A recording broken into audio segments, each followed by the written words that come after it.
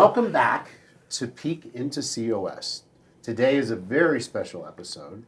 I'm joined by Ruth Thurston, the office manager at Flying W Ranch, and Michael Amidei, head of the Flying W Wranglers.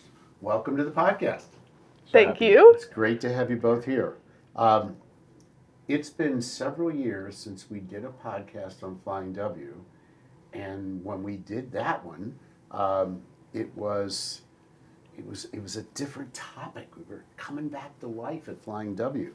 And so there are probably listeners who may not know about Flying W. So today's our chance to kind of paint the picture. And Ruth, if you would begin by just kind of giving a little overview of not only who you are, but about your family and about the history of the Flying W Ranch.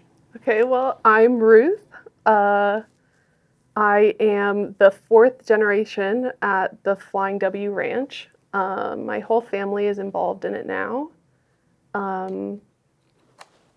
It was originally purchased as a working cattle ranch in 1947 by my great-grandparents.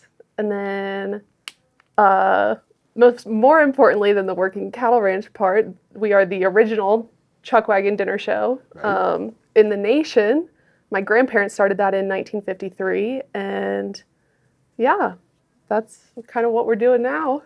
Talk a little bit about your grandparents. My grandparents. Yeah. Okay. They're bigger than life. They're just legends here in the area. So Russ and Marion are my grandparents. They started the Flying W Ranch Chuck Wagon Dinner Show in 1953. It started as a trail ride operation, actually. Yeah. So my grandpa would take people out on trail rides. Yeah. And then my grandma would cook for them once they came back. And eventually, my grandma, I never knew my grandma. She passed away when I was 2. Okay. But she was such a good cook. I've heard that people just started to show up for the dinners rather than, so whoever went out on the trail ride, more people would meet them for the dinner afterwards. I got you. And then, then the dinner show just kind of took off after that. The horses kind of, disappeared. And I mean, we still have horses now, obviously, but the commercial horses went away and the dinner show really took off. So food really, as always in life, I mean, it's one of those things that brings people Everybody together around meals. Yeah. And when it starts from a nice quality standpoint, you get great word of mouth. Okay, good. Yeah. Well, all right, so you now are the office manager, right? Is that, you probably have different titles. That's too small of a title. So It's too small of a title. Ruth, what's a day in the life like for you at the Flying W Ranch? Oh, gosh. So I'll say when I started to get involved, my original title when I started was actually business manager, office manager. Okay. And I would say we started with a team of 3 or 4, and I mean now we've just grown over the years since we've reopened. Sure. So I don't think I've necessarily gained a different title. Okay. Officially. The role itself has just expanded exponentially. Sure. Well, I can tell you that we have had people on this podcast that when I've asked them either like about your first job or whatever, it's not uncommon to hear, I worked at the Flying W Ranch when I was in high school, and now my kids work at the Flying W Ranch. And every night. Generationally, it's almost like a rite of passage that people work at least a summer when they're young, and some stay on. But there's a lot of people that have worked at the ranch. Yeah. Michael, tell us about. You've been there 20 years. 20 years. With the Wranglers. Crazy. That's 20 crazy. years. Yeah. How did you get to Colorado Springs, and how did you get to be part of the Wranglers? This is I'm going to make a long story very short. So I was singing opera at the time, and I wanted to be here in Colorado. Okay. And so I had family here, based in Denver. And I was talking to somebody who gave me Leanne's number way Okay. back, saying they were looking for somebody. This is right Now, after Leanne is Ruth's it's mom. Ruth's mother, Right. who's the third generation at the ranch, and they were just in the process of rebuilding the band after Vern Thompson and Scotty Vaughn, Wes English, all these people who'd been there a very long time had stepped away. Okay. So I talked to her on the phone first. She tried to get me to sing over the phone. I said no. Do you want to hear I me do sing? sing. I will come sing I will for you. come and actually do it. And so I ended up coming out to the ranch on a very snowy morning. And the very first thing that happened was I was chased by one of your grandfather's wild turkeys. I didn't Yep. run, but it slipped on the ice. It He was loved his turkeys. fantastic. And then I auditioned for Ronnie Cook, who was leading the band at the time, Okay. who brought me on. And so since then, just kind of deeply fell in love with this music. And I had known that music for a long time before. You've grown up with From my father, yeah. Yeah. And I have a very vivid memory of hearing it for the first time as a child as well, with him always playing these old Western songs. And since then have just really fallen in love with not only that, but the Flying W Ranch specifically. But opera. Yeah. I love that. I mean, it just speaks to the genres of how people, you're growing up and you think there's this path that this is what I'm going to do and I'm going to go to Colorado and this is what I'm going to do. And the next thing you know, you're going back to roots of music you grew up with. Yes, and I think too, the musicians in the Flying W Wranglers are all very authentically interested in study Western music very seriously, but they come from such a wide range of interests, and because of that, it brings a lot of color and influences that, there's slight Latin American influences because our fiddle player grew up in Brazil. There's things like that that you miss when you suddenly bring in another fiddle player and you go, oh, I didn't really realize that was there. But Yes. But all of that comes together to create what we have now. Yep. And I think you hit the point. That's the story of everybody who's Right. been in this band. Okay, Ruth, the short version for people who don't know about the fire. Tell people, how the Waldo Canyon Fire was the first structure to go. Oh gosh. 2012. Yeah, so it was back in June of 2012. There were 29 structures on property, all but 2 burned. My grandma's cooking library didn't burn, and the Kiva, where we host Navajo rug weaving demonstrations. Yeah, those 2 didn't burn in the fire. And then it took 8 years to stabilize the mountain before we could rebuild. Yep. And then we reopened in 2020. Yep. Yeah. Great timing. Yep. I- Great timing. Yeah, timing is everything. Michael, I remember over those years, it was the Wranglers that kept the ranch alive. I mean, I saw you perform in so many different places. Well, and there were moments. So there was time there where I had left the band. So I had actually left the band 2 months before. I don't know if you know this. 2 months before the fire, your grandfather took me around and told me the story of all of the buildings in the village and how we built them and everything. I didn't know that. It was really remarkable. Yeah. And just a few months later, it was gone. But I knew that band intrinsically. In fact, several members of that band that were touring everywhere. And by the way, this was survival. For these Yes, it guys. was. Yeah. And but 2 of those guys are still in the band now. Yeah. And David Bradley, who was running the band at the time, I mean, he really had to fight through a lot of stuff to try to keep this band going. We're very indebted to him as a band for Yep. what he did for us, and yeah, and So a now you're fantastic the performance. second oldest Western band Yeah. in the United States. It's the joke is it's kind of like having a car, and you have to replace every piece of the car over time, but it's still the same car, Yeah, right? yeah. But it's both of the oldest Western singing groups are the same way. So the Sons of the Pioneers, which formed in the late 30s, Right. they're still performing. Right. Obviously, none of the original members. Sure. The Flying W Wranglers have it's more like a team. Yep. And there's a revolving roster of people in different positions. And yeah, we're very privileged to have that title. That's great. All right, Ruth, we're going to have some folks that live in the area that know about the Flying W Ranch, and often will be in a position where they'll be looking for things to do when they, either with their families or when they have people coming to visit. And now we'll also have people listening who are putting their plans together, their itineraries. So let's talk to the people who've not been to the Flying W.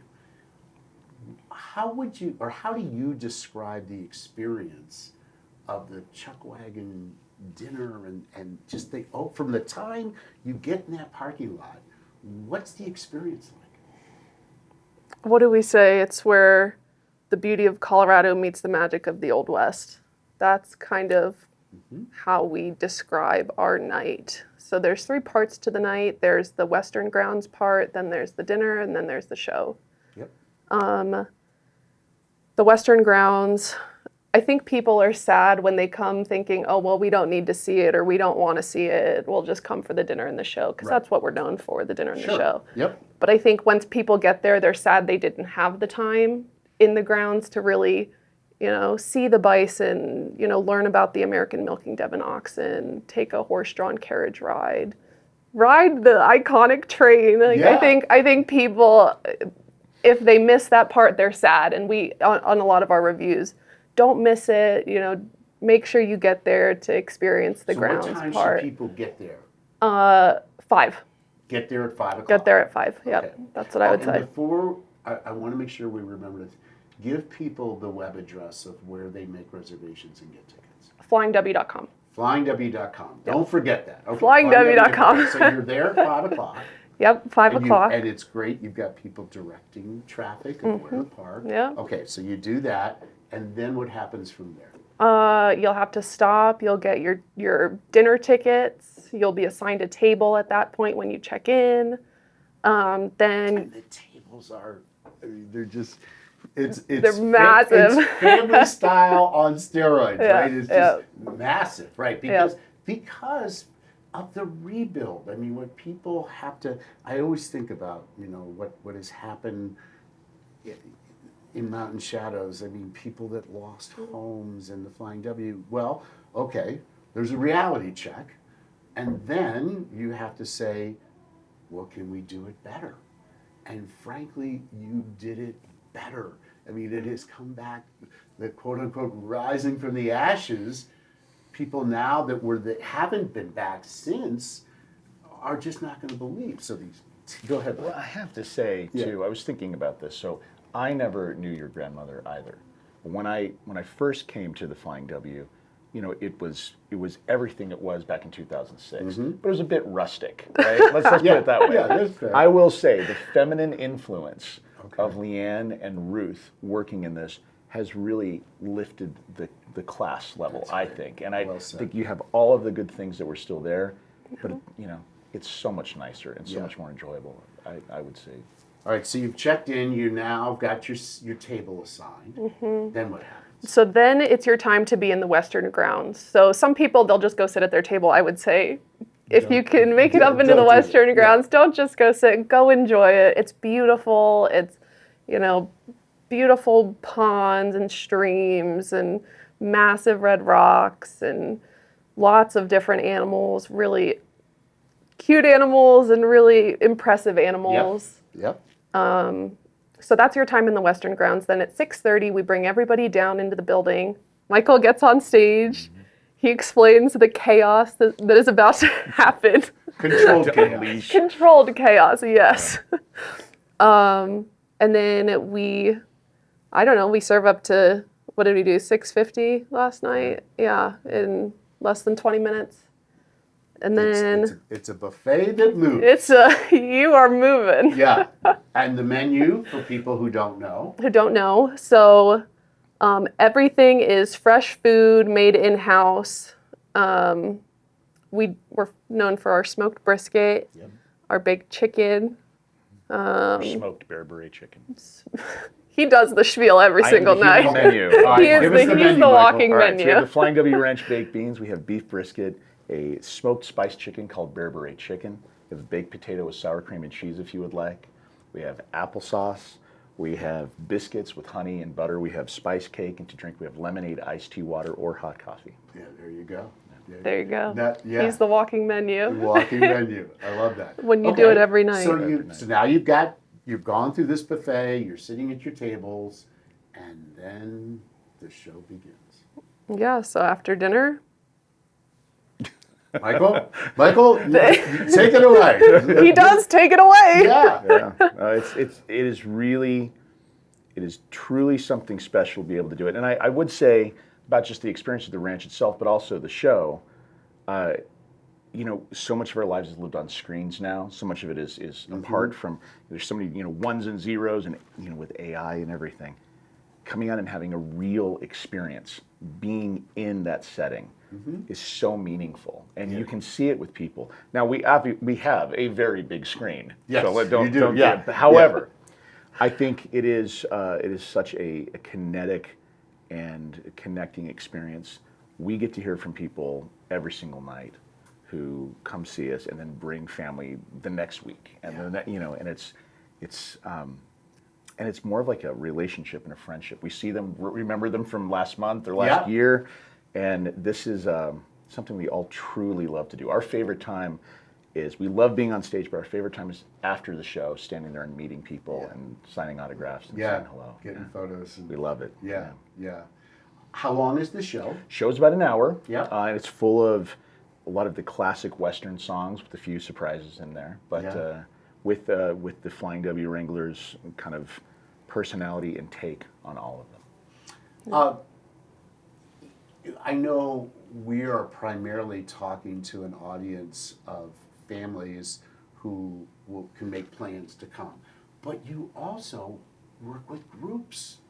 I mean, the buses pull up, and they're either coming from hotels or whatever. But talk a little bit about the group experience and how that all works.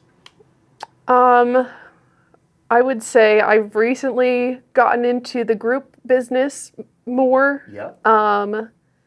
And I think because we can serve on such a large scale, we're a really great addition to a group itinerary, just because of the ease of the night. It's 5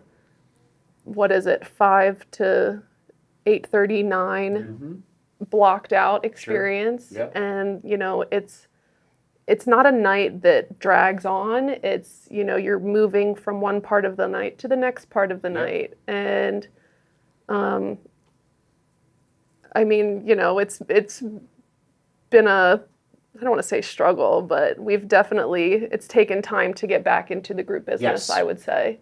Well, and that's part of the partnership with Visit COS. Yes. Is that Holly and her whole team, they work closely with event planners that are starting off by saying, so we have a free night, we have an off night, and we'd like to maybe go off property. And I just believe that if you're coming to Colorado, and you're coming to Colorado Springs, and you want an experience that you'll look back on and just say, I'm so glad we did this, because where else can you do this but at the Flying W Ranch? Yep. And so groups, if you happen to be listening and you are an event organizer, go to that website and just think about knowing that they've got great bus parking, and your group just can fit in beautifully, or you can do a buyout. That's another thing. Absolutely. Is that you can do a complete takeover. Okay, so I want to think a little bit about great memories and just moments that when you think back of, that just brings smiles to your faces. And Michael, you've already mentioned a little bit about some of the repeat people that you see, but when you think about just memories of the ranch, what are some stories that come to your mind? I know you have things, but You go first. So there's a few. I mean, I have so many. Yeah. And I could go on forever. However, I think back to the change between the ranch before the fire and after the fire.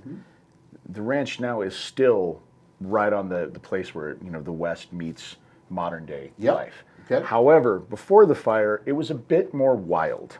And this is true. And this is just a little bit of things that happened. But for instance, before the fire, we used to have 2 venues that would back up into this long hallway. And so when we came off stage, we'd come into the hallway, and that was where all the food, there was little rooms and alcoves where the food was prepared. Do you know this? Do you know what I'm going to talk about? So I came off stage, and we're getting ready to go run and sign autographs and things. And we're passing the room where the spice cake was made. Okay. And suddenly the leader of the group just stops, dead. We all stop behind him. And we notice some movement in the room.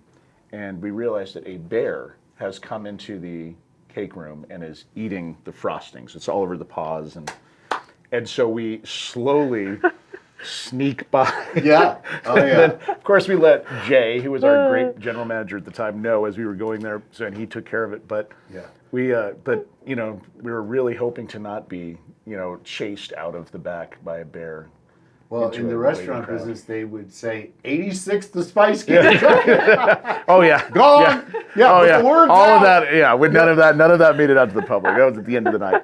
But we've had so many times that end up feeling like a Scooby-Doo episode. We had somebody who had gone home but not told their spouse about it, so we thought that they had just vanished. Okay. And so we had a helicopter flying over looking. This is after a show one night. Okay. And so the members of the band are all split up right off stage. Yeah. And we're carrying around flashlights, and we're in the train tunnel, and we end up bumping into each other's. It's so ridiculous. Oh my gosh. But these things happen regularly. Yes.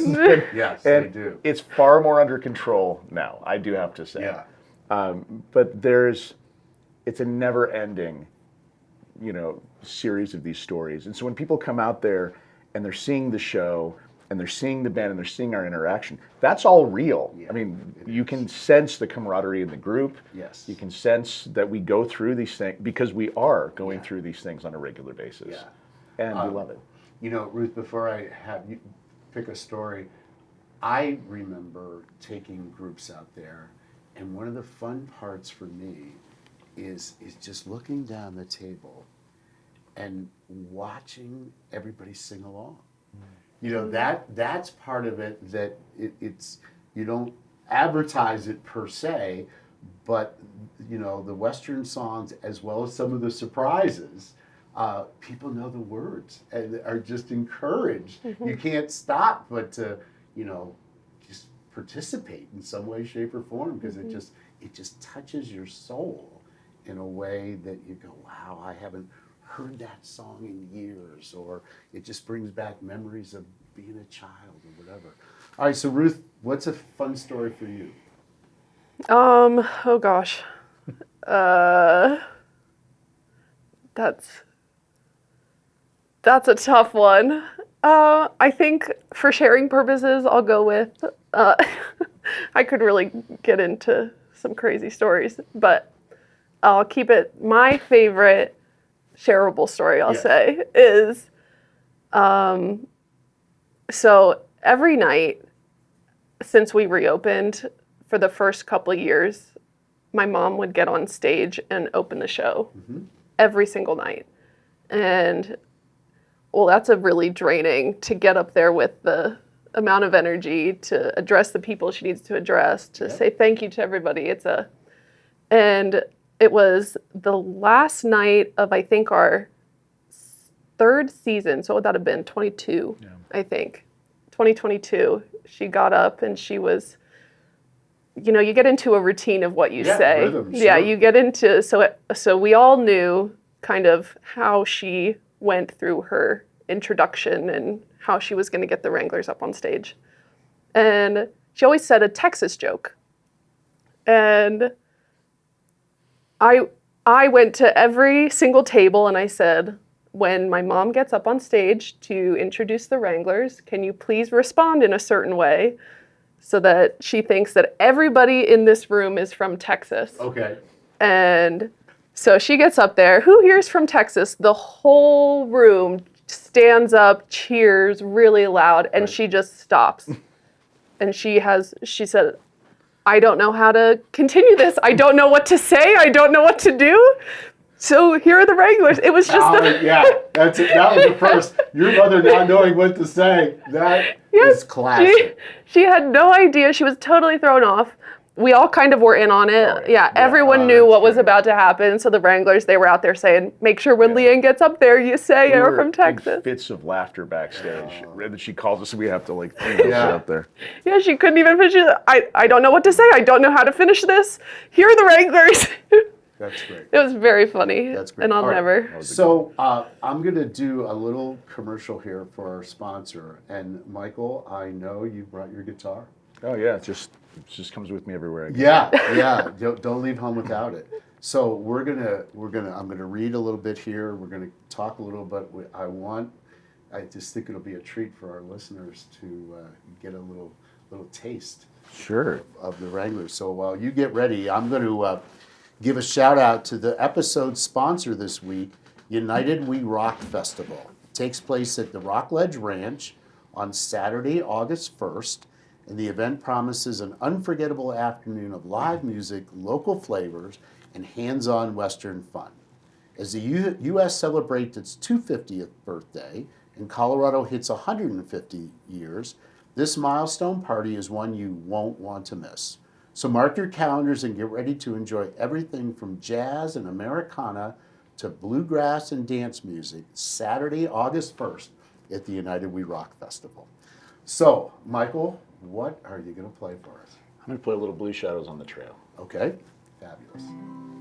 Shades of night are falling as the wind begins to sigh, and the world silhouetted against the sky.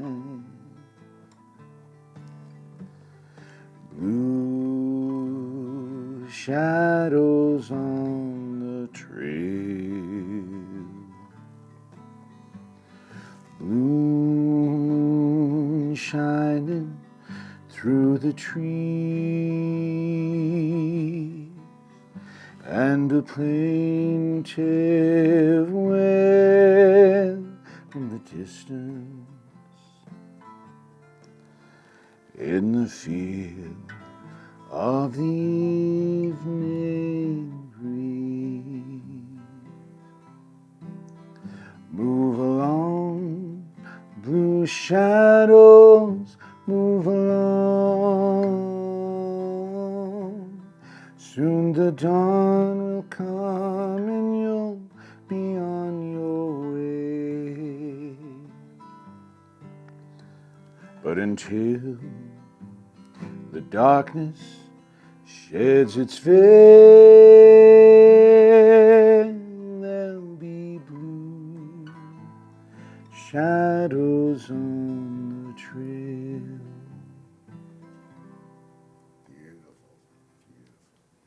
There's usually 4 more harmony parts. Wow, that's great. That's great, because when we wrap, we'll have you take us out as well on a different song. But so here's what we like to ask our guests. How many years have you lived in Colorado Springs? Full time? Yeah, Full time year round. 6 years. 6 years. Yeah. Okay. And Michael, you've been here. I was born in Colorado, raised here, made some trips elsewhere, but mostly here in Colorado. I remember her visiting in 2006 for quite a while during the summer as well. Isn't that fun? That's great. That's why this is a perfect combination to have you be here with somebody who's known you your whole life. Whole life. All right. So, Michael, I'm going to let you answer this first, and then we'll come to you. Okay. In 3 words, how would you describe Colorado Springs? I think it's vibrant, and I think it's creative, Okay. and I think it is connecting.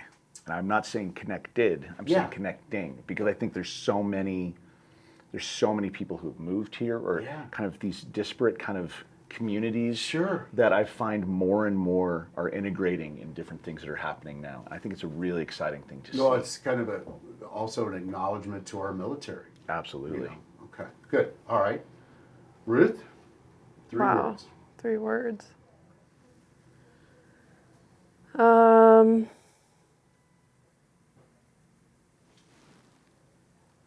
I would say beautiful outdoors. Beautiful. I know that's Yeah, 2, no, but that's all right. beautiful outdoors. If you're gonna be here, you gotta get outside. You Yep. gotta really take it all in. It's so beautiful. And I would say historical for me. There's just I Yeah. just have a lot of history here. Yes. And yeah. this year especially, I've learned a lot about the history because of we've put a new song in the show, and I just, yeah. That's great. Yeah. Okay. All right, I'm going to stay with you.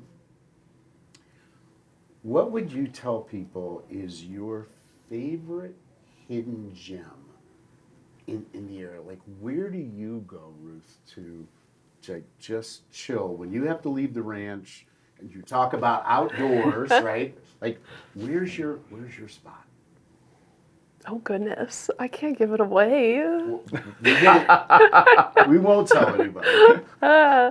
I'll tell you my favorite coffee spot to Okay. go to. All right. The Coffee Exchange. The coffee exchange. I love it. Yeah, that's I what you see there. love it. Okay, that's fair. Michael, how about you? Where do you go to your favorite hidden spot? Well, I'll say it's not a hidden spot, but it's a spot that every time. So in the off season, the band takes a tiny bit of time away, and then we're in the recording studio or we're rehearsing. And we got into this habit where almost every time we do this, at least Bobby Edwards and I end up at Tacos Por Favor, up to Centennial. Do you know what I'm talking I about? do, yeah. And we love those people. They're great. And so we've taken every member of the band has been there with us multiple Tacos times. Por Favor. We're there. I might even go there today. Yeah. It's Okay. really Yeah. that kind of. Can't talk yeah. about it and not go. So if you do see us there, you can always, and we do have people who come up to us and say hi, and we talk to them as well. So yeah, if you see us at Tacos Por Favor, it's okay to come say hi to us. Great. Dad loves that place. Loves it. Good stuff. All right, Michael. Bucket list. Do you have something on your bucket list in the Pikes Peak region that you have not done that you would say, I've always wanted to go do this and I haven't done it yet? Well, I think I have a list of things I want to do. I have a list of things I want to do that probably will never happen. Understood. And one of them being because the place closed, the Western Jubilee Theater would have Yeah. been great to do a recording in, Right. but that's okay. I would love to have the Wranglers perform on top of Pikes Peak. On top of Pikes Peak. I would you would- take the cog? Yeah. You take the cog. And I'd up? love for the Wranglers to just collectively get more involved with a lot of the groups out there that have like Pikes Peak, like Sure. the Cog, all of that, and really be a voice for the region as well, because we're trying very hard to be that and to represent these people who come out and see us and support us so much. I would just love to meet as many people as possible. And playing things like the street breakfast, Yeah. those Yep. things, I would just love to do more and more and more of that all of the time. That's great. Ruth, how about you? What's on your bucket list? For this region, I would love to hike Pikes Peak. To hike it. Yep. Yeah. The whole thing. To go up the peak. Yep. Okay. Haven't done it yet, but All right. I'm gonna do it. That's fair. All right, Ruth, I'm going to ask you to put a bow on this for listeners in letting people know kind of when the season starts, when the season ends, and where they can follow you for all things Flying W. Okay. So we open Memorial Day every year. Well, the Friday before Memorial Day. Right? And then we really go through October, mid-October-ish. We're open every day the month of July, and then we're typically closed just Tuesdays, sometimes Wednesdays throughout the other months that we're Okay. open. And then we're also open the month of December. Yeah. We do a really wonderful Christmas program. To find information on Flying W, you can either go to flyingw.com or you can also follow along on our social media pages. We're pretty active on Facebook and Instagram.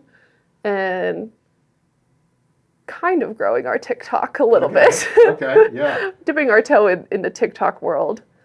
Yeah. All right, okay. Michael, will you Yeah. take us out with something? Yeah. See.